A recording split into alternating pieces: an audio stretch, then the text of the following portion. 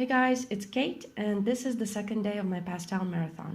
I am doing these 21 days of videos for my Patreon channel, and you can see this tutorial in real life, like speed, on my Patreon, as the previous one as well. But I will be posting them as well on YouTube here.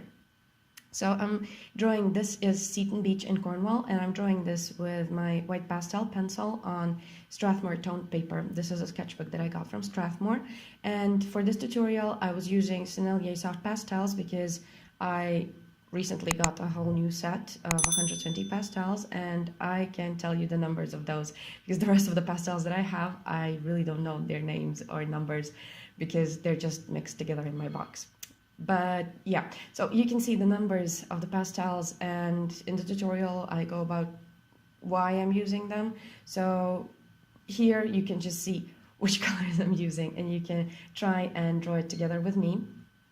You can also get the reference photo from my Patreon. It's in free access there, so you can draw the same picture with me, and I would really love to see your results. So the thing that I start with first is the top of my image, and it's the sky. And I usually use at least 4 colors in my sky just to create that beautiful gradation. And here I wanted to kind of put into focus the clouds. So they will have the most kind of contrast, and they will have the most detail compared to the ground and the foreground.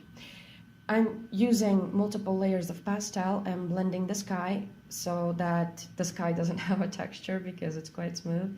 But the rest of the painting, you will see, the rest of the sketch I should say, you will see that it has a lot of texture to it. So I'm using the color of the paper, and I'm using the texture of how the pastel layers on the paper. So this paper, even though it's smooth, it still gives you texture, especially with extra soft pastels. So I'm using that to create those interesting effects.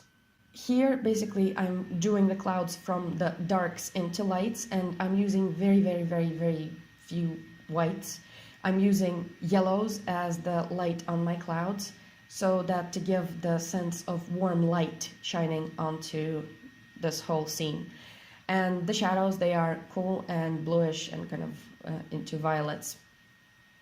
Then I'm adding the background where there is the mass of the land, and I decided to actually eliminate most of the houses and keep only 2, one on the hill in the very back and the other one up front, so it's going to be slightly a bit more detailed. But as I said, I wanted the attention to focus on the clouds, and that is also why I cropped the image that way. So pay very close attention to working with your reference if you're working from a photo, or even if you're working from real life. Just try to crop it in your mind. Just make maybe thumbnail sketches before you actually start drawing, because a composition that you decide to use is going to play a huge role in the drawing or sketch or painting. So here you see that I'm adding this, the houses, I'm adding them as one whole spot, and then I am adding the beach, and in the beach I'm using the texture of the paper a lot, and then I'm adding those seaweed with brown pastel. So with a pastel I tried to add the pole that I saw in the distance. I really liked it because it kind of gives that movement in vertical instead of horizontal, because all the picture is horizontal, and I decided to keep it so. And also those tiny details, they will add some interest to the picture. So this is it.